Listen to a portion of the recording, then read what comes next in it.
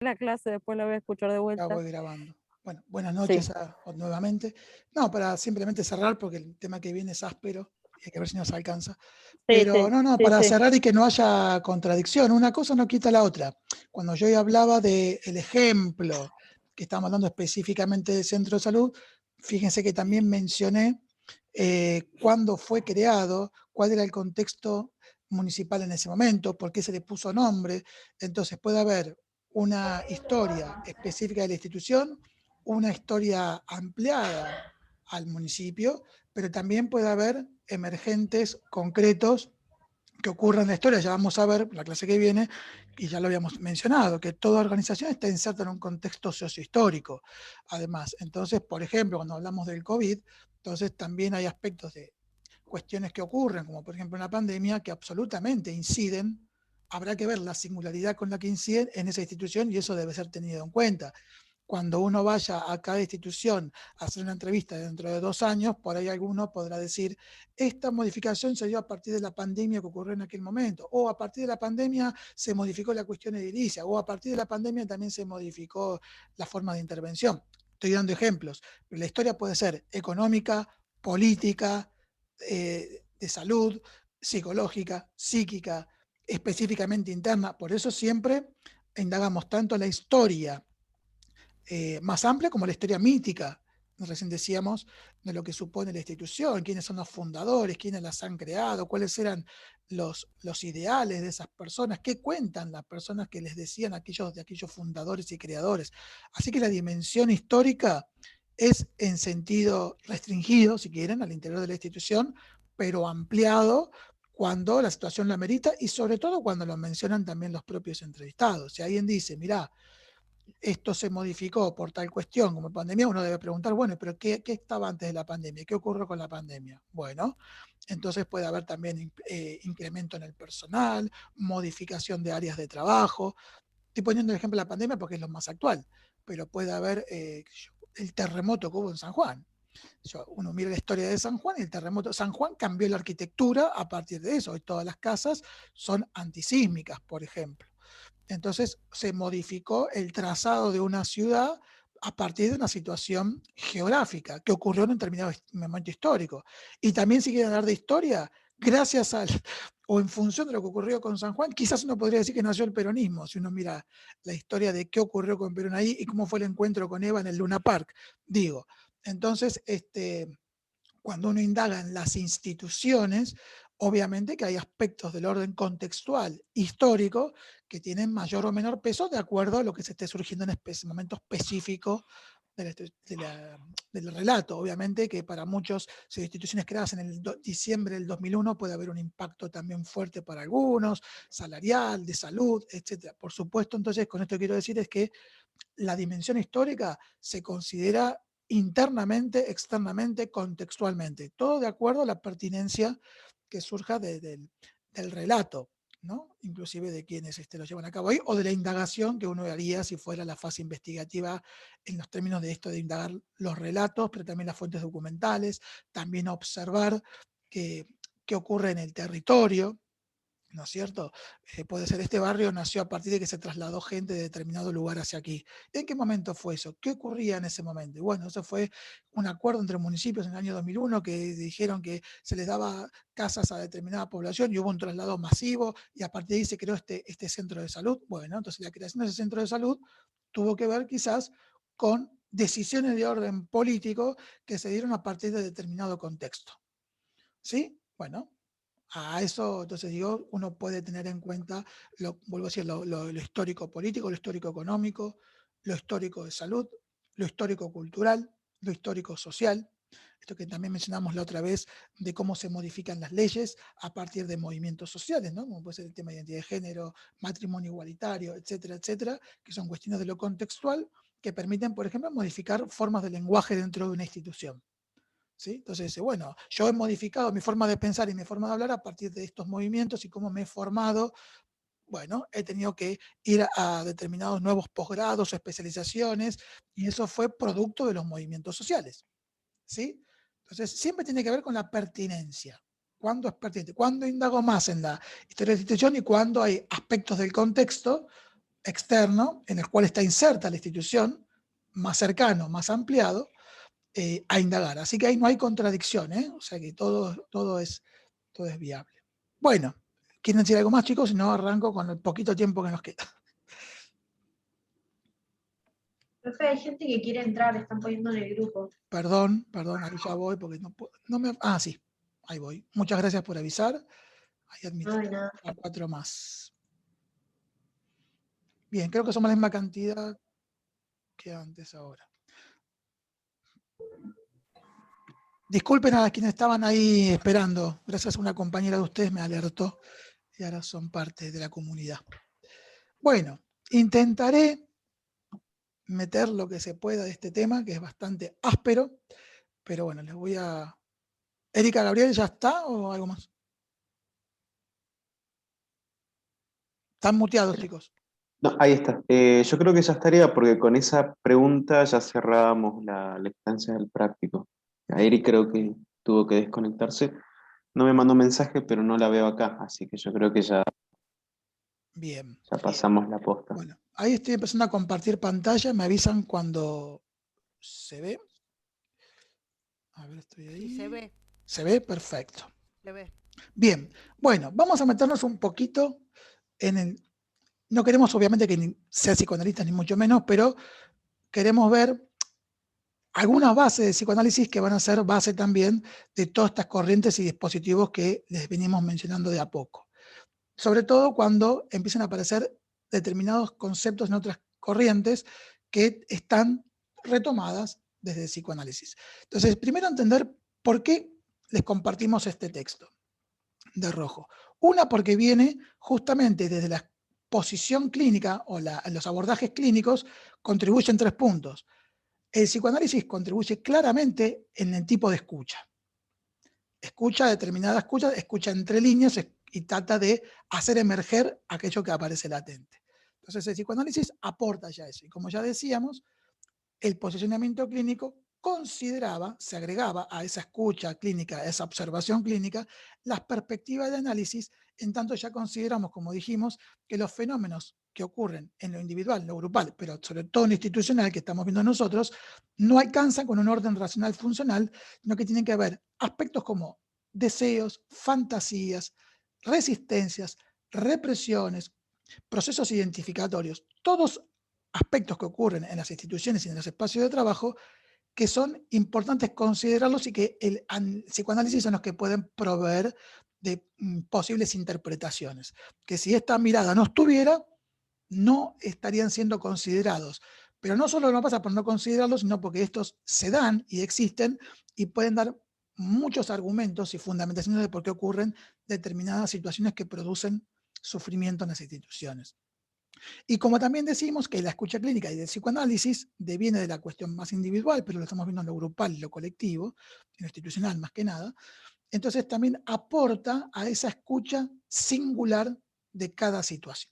Entonces, primer punto, es pertinente este texto porque aporta esos 3 puntos de los abordajes clínicos. ¿Sí? Porque, como les decía también, porque vamos a ver, por ejemplo, en el sociopsicoanálisis, con el tema de Mendel, vamos a retomar, cuando se hable de imagos de autoridad internalizada y su relación con el acto poder, bueno, va a haber que ver ahora cuando hablemos del superyo y los mandatos, por ejemplo, en las series complementarias. Entonces, cuando uno hable de eso, vamos a hacer como esa vinculación, ese link a esta parte de las series complementarias del psicoanálisis. En la psicología institucional psicoanalítica, por ejemplo, van a ver, les da de comer, entre comillas, estos bagajes psicoanalíticos a los contenidos de las producciones imaginarias que vamos a ver más adelante, como mitos, creencias, ideologías, utopías, que son los que constituyen lo que después denominaremos los imaginarios sociales. También brindan conceptuales a los mecanismos de defensa, que devienen de estas lecturas psicoanalíticas.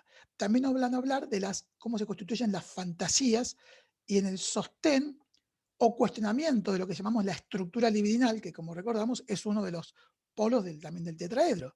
O sea, aquello que cohesiona, contribuye a cohesionar una institución en función de los ideales o ideas o personas que generan aglutinación frente a un determinado objetivo, o también aquello que puede estar dando cuenta de las posibles rupturas o cuestionamientos a eso que sostiene una institución. Entonces, todo esto va a ser retomado por la psicología institucional psicoanalítica, por ejemplo.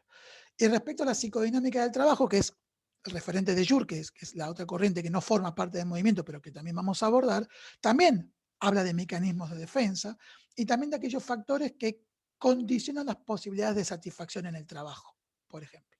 Entonces, el texto de Rojo se va a resignificar cuando sigamos abordando estos conceptos de estos autores en las clases subsiguientes. Y al mismo tiempo también nos es útil porque nos da luz sobre las restricciones que imponen las instituciones, y acá hablamos tanto, como decíamos, desde una organización en sentido restringido como en sentido amplio, ¿sí? O sea, la institución del trabajo, los sentidos que una sociedad en determinado tiempo le da al trabajo, son plasmadas e imponen restricciones en las instituciones, es decir, qué es lo permitido, qué es lo prohibido. Y al mismo tiempo se plasman en las organizaciones, ¿sí? Estamos hablando de educación, en las escuelas, en los jardines secundarios, universitarios, etcétera, más allá de las disputas, se va plasmando ahí estas restricciones que las instituciones imponen a nosotros como sujetos físicos, psíquicos. Entonces, también es importante tener esta mirada psicoanalítica porque es importante entender por qué nos dejamos, entre comillas, reprimir o por qué dejamos que las instituciones generen restricciones en nosotros. Y eso va a tener que también tener un valor que es la posibilidad de ser parte en la cultura para poder vivir colectivamente, que se resigna o que se acepta, pero uno no lo acepta solamente porque lo desea aceptar, sino porque también forma parte de un proceso de socialización que comienza de pequeño y ahí uno va siendo formado por esos adultos en la familia o en otro tipo de instituciones a lo largo de la vida. O sea que esas restricciones van siendo muchas veces naturalizadas hasta que uno las puede empezar a cuestionar de acuerdo los ámbitos en los que participe. Pero más allá de que uno sea más autónomo, más liberado, más reflexivo, las restricciones institucionales siempre existen y son impuestas y siempre con algún tipo de sufrimiento a cada uno de nosotros. Veremos también entonces a partir de ahí qué condiciones se generan en las instituciones amplias o restringidas para favorecer aspectos que permitan transitar esas restricciones con la mayor satisfacción posible. Si eso es así, generaremos espacios de trabajo más satisfactorios. Si además de las restricciones que las instituciones imponen, tampoco se dan las condiciones para que los sujetos metaforicen sus deseos y puedan sublimar en esas instituciones todos aquellos ideales que ponen a partir de su trabajo profesional, bueno, entonces habrá una doble restricción, las impuestas por la institución y las que impone el espacio de trabajo con un alto costo psíquico. Y esta mirada la aporta el psicoanálisis. Y el padre, entonces, como ya sabemos, bueno, acá un poco ya les mencioné esto, el padre de todas estas ideas es Segismundo Freud. Acá tienen dos imágenes, un Freud joven, un Freud adulto, con una breve cuestión biográfica. Lo que sí es importante tener en cuenta de por qué habla lo que habla es porque él primero fue un médico neurólogo y él partió primero de bases de orden médica y neurológicas para ver cómo se movían las células y a partir de allí él empieza a hacer determinados pasajes de cómo se reproducían o se morían o nacían o se reconvertían las células para empezar a explicar también luego cómo se va desarrollando sobre todo lo inconsciente o el aparato psíquico en particular.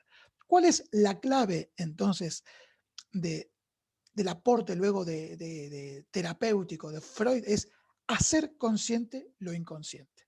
En términos loronianos, podríamos decir que la Asamblea General, en tanto socioanálisis, ¿qué busca? Develar lo oculto institucional, ¿no? Eso que permanece oculto, en general, es lo no dicho, y lo no dicho es lo inconsciente, lo que está reprimido, lo que se puede hablar o lo que no se puede hablar en esta institución. Pero eso sería por ahí cuestión consciente. Yo sé que acá de esto no puedo hablar. Lo no dicho es el por qué no se puede hablar de eso.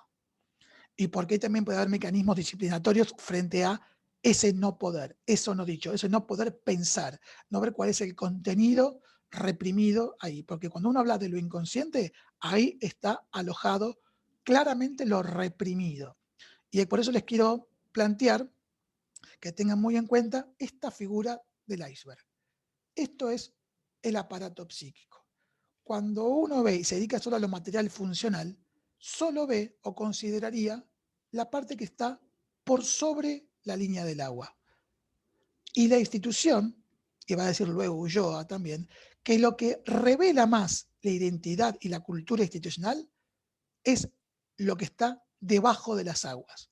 Y no solo lo que está debajo de las aguas, sino lo que está bien abajo, o sea, lo que no se puede distinguir. Entonces, en la línea que vamos a ver, lo consciente es lo que está de la línea del agua para arriba. Lo preconsciente sería lo que está debajo de la línea del agua, pero que uno, estando con la vista en la superficie, puede alcanzar a ver. Lo inconsciente es ya aquello que no se puede distinguir. La única manera, ¿cómo sería? Buceando en esas aguas. La posibilidad de ingresar en esas aguas permite a muchos descubrir, obviamente, ahora que uno ya conoce lo que es el iceberg, imaginen la primera persona que se encuentra con un iceberg. Nunca se imaginó la cantidad de masa que había debajo del agua, que como vemos en esta imagen, puede ser 10 veces más de lo que se está mostrando. Entonces, la manera, fíjense entonces, todo lo que reprime y oculta nuestras mentes y cómo eso no va a incidir también en el espacio institucional. Entonces, el psicoanálisis lo que busca es hacer, o la tendencia a que esto que aparece reprimido permita ser reflexionado y elaborado para llevarlo a la conciencia, para tomar decisiones lo más consciente posible. Entonces, en esta línea, volvemos a cómo está estructurado el aparato psíquico. La primera censura y lo reprimido, como decíamos, lo que está debajo del agua, en el fondo, y es lo más grande, la masa más grande, es el inconsciente. ¿Qué está alojado allí? Lo displacentero. Y esto pugna por salir, esto también es una característica del inconsciente, no es que está alojado allí y queda allí. Esto permanentemente pugna por salir. Y esto es resistido por la realidad, por nuestro consciente. ¿Cómo lo hace? Con un costo de energía. Para nosotros evitar que eso inconsciente emerja directamente, hay un costo de energía psíquica, se llama economía de la psiquis, porque es un monto, para evitar que esto surja así tal como sale. Ahora vamos a ver cuáles son las legalidades del inconsciente. Pero pongan esa idea. Hay como si fueran muchas personas en una puerta intentando que otra cantidad de gente más grande, con más fuerza, tire esa puerta abajo. Después nos preguntaremos por qué.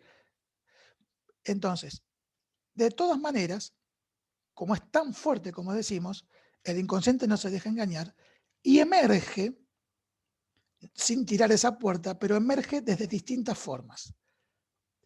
Puede salir a partir de los sueños, a partir de los actos fallidos, de los lapsus, de los chistes, sobre todo del humor negro, de los olvidos, y también los extremos son conductas violentas y psicosis. No quiere decir que se me muestre tal cual es, sino que ahí hay elementos que se están manifestando, que están pugnando por emerger y pugnan por ser analizados. Entonces, esto que se manifiesta, en realidad hay que acceder a lo que permanente aparece como latente. Entonces vuelvo a decir, uno sueña, intenta explicar su sueño. Uno dice, ¿por qué me equivoqué acá? O acá me equivoqué. ¿Por qué me olvidé de este nombre? Entonces uno tratará de buscar explicaciones, pero eso está permanentemente. Y estos contenidos van a pugnar, por más que uno los elabore, los lleve a la guardia de la conciencia, estos contenidos de lo inconsciente siempre van a tener esa lógica de intentar emerger. Y siempre va a emerger de determinada manera, que ahora vamos a ver que tiene que ver con la condensación y el desplazamiento. Ahora, ¿cómo estos contenidos displacenteros pueden retornar y muchas veces ahí sí, sin análisis previo? Es cuando hay desencadenantes críticos internos o externos. Por ejemplo, externos puede ser una crisis. ¿sí? Una crisis, una pandemia, como decíamos recién, en algunas estructuras psíquicas pueden desencadenar y llevar a la acción aspectos de orden inconsciente que surgen así de esta manera. Y otros pueden ser intrapsíquicos, conflictos fuertes de orden intrapsíquico, que muchas veces lamentablemente derivan en síntomas o en psicosis. ¿Sí? Son cuestiones ya, enfermedades de orden de salud mental o psiquiátricas, que pueden ser obviamente elaboradas a veces desde lo terapéutico y o también de lo médico o químico, u otras veces hay quiebres muy grandes que producen muchas veces no retornos. Tienen que ver con aspectos de orden inconsciente no elaborados y que frente a desencadenantes producen quiebres. Por ejemplo, podría ser un no duelo. No podría ser el duelo por una persona muy querida, puede llevar a determinados actos que finalmente distorsionen la realidad concreta en la que se vive y pueda producir alucinaciones, pueda producir percepciones no ancladas en la realidad. Bueno, ahí es porque hubo un quiebre en ese aparato en términos de orden intrapsíquico, que ya la persona no lo puede elaborar por sí mismo y que a veces inclusive no alcanza con la elaboración terapéutica, ¿sí? Entonces, bueno, depende el desencadenante y esa cuestión crítica, tendrán las posibilidades o no de anclarse en la realidad o no. Pero para que se queden tranquilos, esto también forma parte de un funcionamiento normal. Por eso, esto de los sueños, los fallidos, los lapsus, los tenemos todos. No por eso es que somos personas con salud mental deteriorada, sino que sí lo que nos está hablando es que lo inconsciente intenta emerger. Va a haber que ver, entonces, ¿por qué nos hemos olvidado? Y de todas maneras, por ejemplo, en el caso de los olvidos, de los nombres, como es el ejemplo que se da, esos sustitutos que uno va buscando, hasta tanto encuentra finalmente ese nombre, pero ¿por qué me lo había olvidado? Bueno, lo que dice la teoría psicoanalítica también, que esos sustitutos que uno va buscando y que aparecen a partir de este olvido, uno podría decir, en realidad no estaba solamente olvidando el nombre que te olvidaste, sino que lo que aparecía como necesidad de emerger es esos nombres que buscaste como sustitutos. ¿Sí? Y habrá que ver en todo caso qué hay ahí reprimido, qué hay ahí no resuelto, que estos nombres pugnan por salir, por ejemplo, cuando me olvido de otros. ¿Sí? No es tan importante, entre comillas, podemos decir, de que me olvido, sino de los sustitutos que nos estamos acordando, que no responden al nombre que estamos buscando, pero sí está queriendo decir, ¿por qué me aparece, por ejemplo, por qué si el nombre era Pablo, a mí me sale Guillermo? ¿Por qué si era Pablo, me sale Norma? Bueno, generalmente uno no se lo pregunta, pero son las formas que tienen el inconsciente de emerger, que rápidamente nuevamente lleva, me acordé el nombre y sigo. En algunos casos nos queda titilando, ¿por qué habrá recordado su nombre? Pero bueno, si esto no está elaborado y planteado muchas veces en la terapia, eso vuelve a ser a esa puerta cerrada que les decía e intentará nuevamente salir por otros lugares. Después vamos a meternos en la legalidad de cada uno. Como decíamos, en esas aguas por debajo, pero que se puede todavía distinguir, está el preconsciente. El preconsciente es todo aquello que ya forma parte de la memoria, los recuerdos, las ideas, las representaciones, que son rápidamente de recuperar. Por eso después vamos a decir que el consciente es absolutamente fugaz. Mientras nosotros estamos compartiendo acá, ya el consciente es momentáneo, es el presente concreto. Todo lo que ha pasado ya hace unos minutos, unos segundos, forma parte de los contenidos del preconsciente, que obviamente podemos decir, ¿de qué hablamos? No, recién estuvimos hablando del aparato psíquico, hablamos del inconsciente. Bueno, rápidamente recuperado en la memoria, en los recuerdos, en las ideas. También podemos, obviamente, recuperar recuerdos y memorias de muchos años atrás. Claramente, es lo que aparece y es fácilmente recuperable y tiene que ver con la representación palabra. En el inconsciente se mueve más por imágenes. En lo preconsciente y lo consciente, la palabra aparece como la posibilidad concreta de recuperarlo.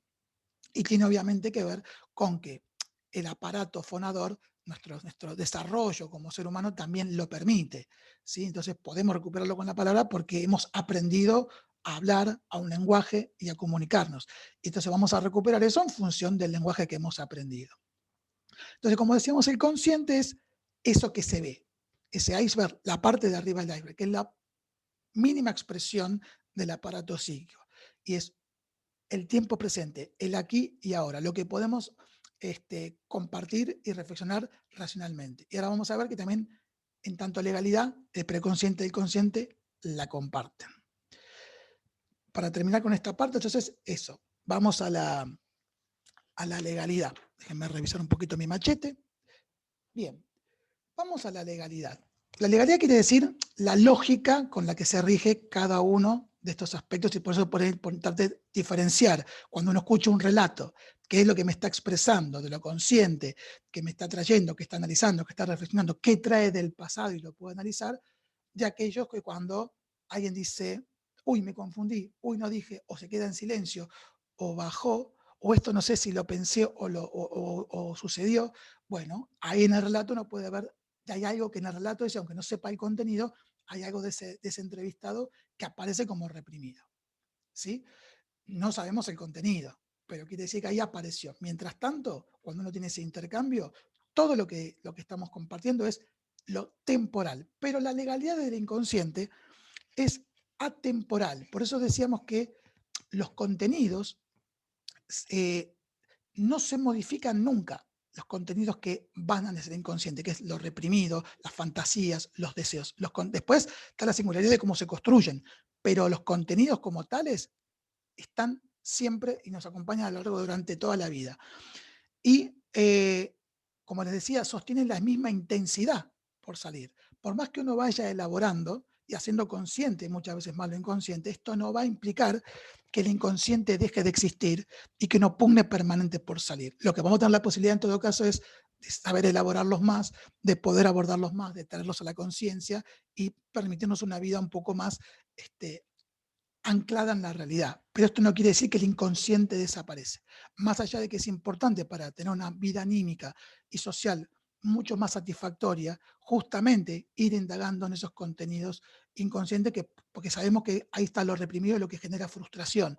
Y si esto no es resuelto y elaborado, esas cuestiones nos acompañan también toda la vida.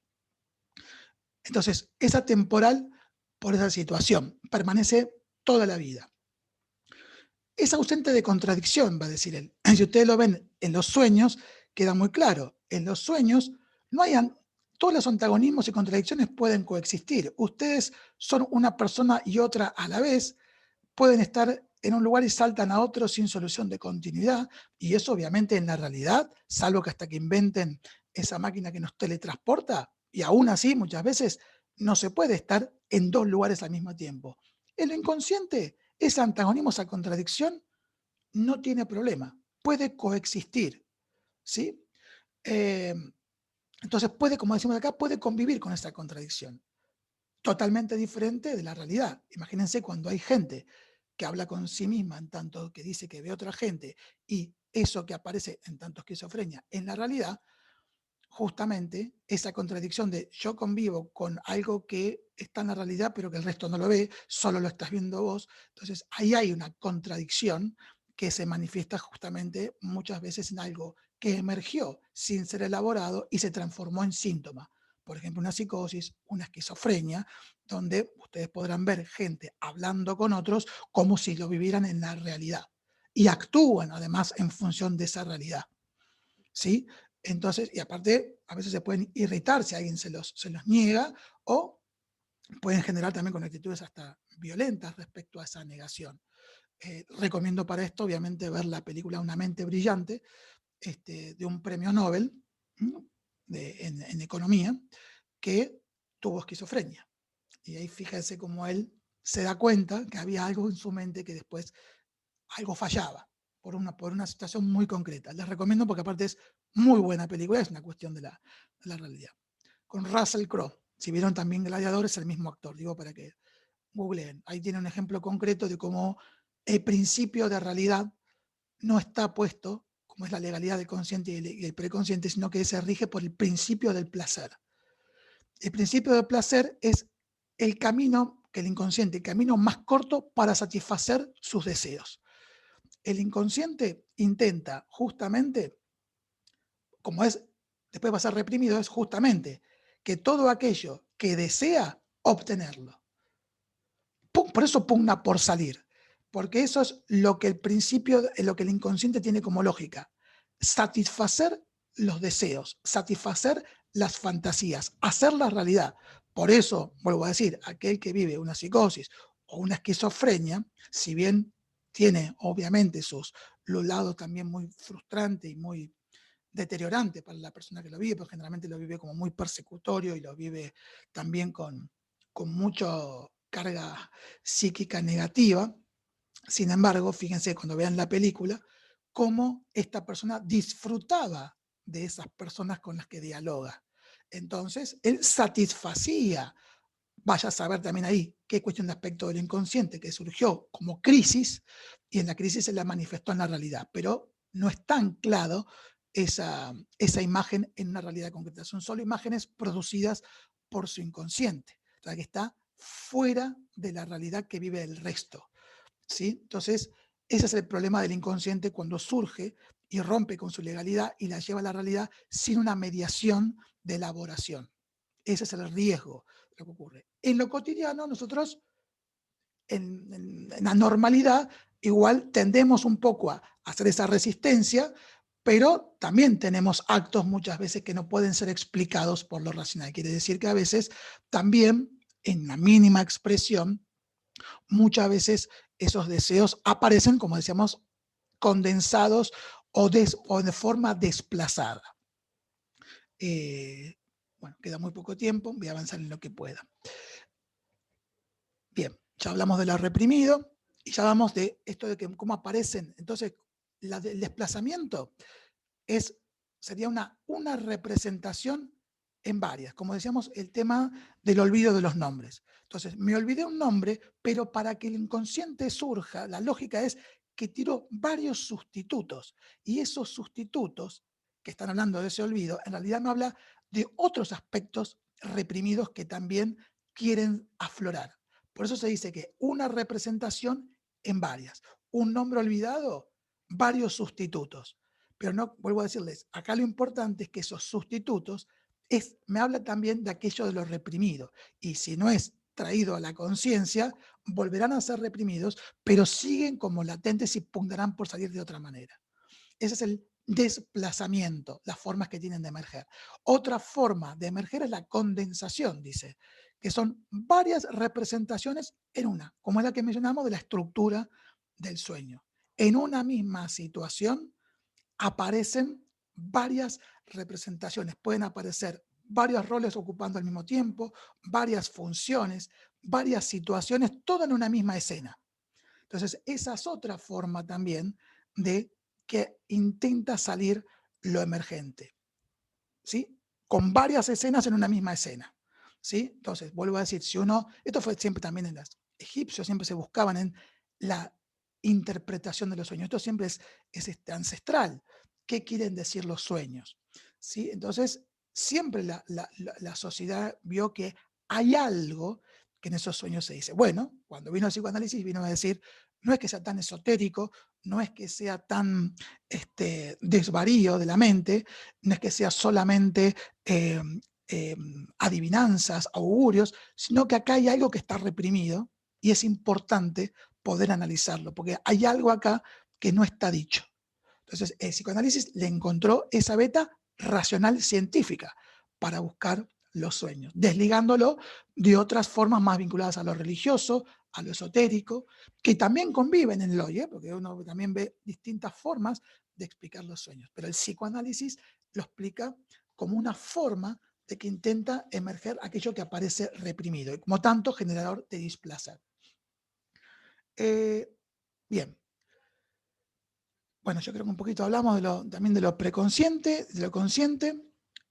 Fíjense que lo preconsciente y lo consciente, la lógica que tiene para hablar siempre está ligada a la palabra y a lo racional. Por ejemplo, si yo les comparto en un relato más vinculado a lo teatral o lo literario, uno habla en forma de metáfora, por ejemplo acá, de lo que es el trabajo social. Yo les pido, acá hago una pequeña cuestión, si se corta, les pido si nos podemos retomar aunque sea 10 minutitos, ¿sí? o sea, volvemos a conectarnos porque me parece importante tratar de cerrar un poco este tema para no seguir acumulando contenido. Así que si pueden quedarse hasta 9:15, estaría bueno que sigamos y podamos por lo menos barrer todos los temas y en todo caso retomar algo con una nueva lectura de ustedes. Digo, lo propongo. Igual va a quedar grabado, pero aquellos que se puedan quedar y puedan hacer ese esfuerzo de 15 minutos más, estaría bueno que lo podamos hacer. Así que cuando se corte, nos volvemos a conectar. Bien, fíjense que acá es un relato literario. Se llama Definición de Trabajo Social. Gaby, ¿te animás a leerlo? Así descanso un poquito ahí. Desmuteate. A ver. Bien, ¿ahí me escuchan? Sí, dale. Bien, llegamos con el tiempo, ¿no? Sí, cortito. Juan Cruz Guillén, bailarín histórico del formidable Ballet Folclórico Nacional dirigido por Santiago Ayala, el Chúcaro, y Norma Viola, almacenó enseñanzas invaluables de su maestro. Con inigualable gratitud plasmó en papel algunas de sus vivencias junto a este incansable hacedor de cultura, cordobés de nacimiento y empedernido defensor del arte folclórico argentino en cada rincón del planeta. En 1994 se fue de gira eterna. Las bibliotecas académicas deberían tener varios ejemplares de Antes y Después y tener subrayada esta sublime reflexión. Para aprender a bailar chacarera hay que viajar a Santiago del Estero, trabajar en la cosecha, ir a la pulpería, emborracharse y pelearse. Supongo que al chúcaro le hubiera agradado saber que sus habilidades para encarnar las danzas están entre las concepciones más lúcidas de lo que significa trabajo social. Bueno, antes que se corte, a ver, tengo un minutito más. ¿Qué quiere decir esto? Si uno lee, fíjense que dice definición del trabajo social, pero hablamos del Chúcaro y Norma Viola, que es un bailarín, y decimos eso que dice de las danzas, uno puede decir, qué buena definición para lo que supone ser trabajador o trabajadora social. Digo, después podemos estar más de acuerdo o no, pero lo que me refiero es que esto está construido en forma de metáfora. Y la metáfora es parte de la legalidad también del preconsciente y del consciente, porque uno puede anudarlo cronológicamente, puede utilizar elementos de orden racional que aún apelando a aspectos que son conocidos por la cultura, uno le puede dar un sentido metafórico a lo que quiere decir concretamente, lo cual al mismo tiempo es, no solo basta lo material funcional para explicarlo, también puedo usar lo simbólico imaginario, pero en el preconsciente y en el consciente utilizo metáforas que tienen sí una anudación lógica, cronológica y comprensible, a diferencia del inconsciente que es necesario, por su lógica, interpretar y elaborar antes de poder acceder a su real contenido racional. ¿Se entiende? Entonces, cuando alguien explica metafóricamente, está en el ámbito de lo preconsciente y lo consciente. Bueno, se va a cortar. Prefiero que cortemos y aquellos que quieran y se copen, les pido que se vuelvan a conectar y hagamos este esfuerzo de 15 minutitos más. ¿Sí? Bueno, gracias.